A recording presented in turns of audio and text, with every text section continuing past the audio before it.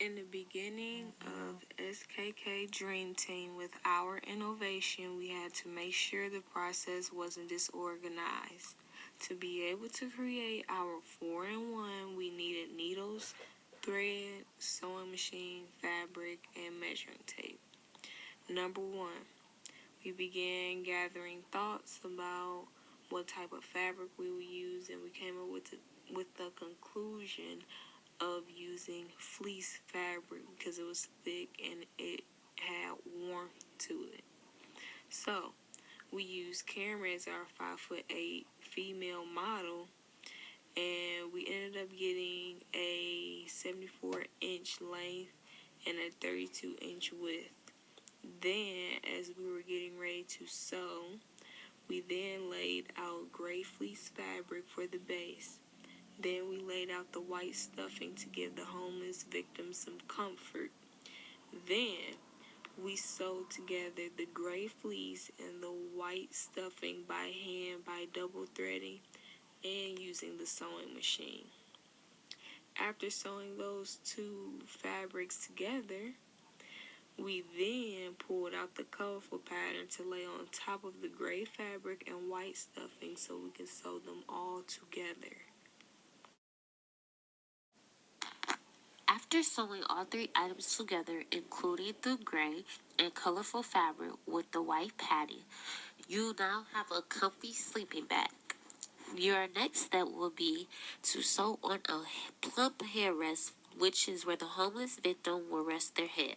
After sewing the plump headrest area, you then sew on the recycled backpack straps on the base fabric, which in our case was the gray fleece fabric. After sewing on the straps, we sew the sides and the bottom of the sleeping bag together. This provides sturdiness and more stitching for the bag. After completing the first 10 steps, we did minor touch-ups to the bottom of the sleeping bag. This is to make sure everything stays in line. We don't want any slip-ups, and it just goes over as another outline. We hope you all enjoyed. So this is the finished product. It turned out to be really nice. There's really just a few simple steps to assemble it. So from the sleeping bag, you want to flip over the gray side so that it covers the entire pattern side. You're kind of like folding it into like two halves almost, kind of. You could think about it like that. After you fold that, how it is, like a hot dog or whatever, you can grab the end of it, flip it over almost entirely in half, like so, and grab the end of that section and begin to stuff it inside the zebra print pouch. So this is just me stuffing the rolls into the zebra print pouch. This is creating the backpack. You should probably take your time on this just so the stitching does not rip.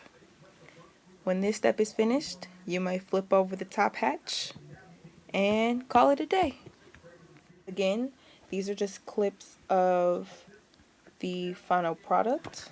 There is a pocket attached to the top hatch that is going to be used for storing the additional blanket. And these are just some side views of the backpack and the actual back of the backpack and things of that nature.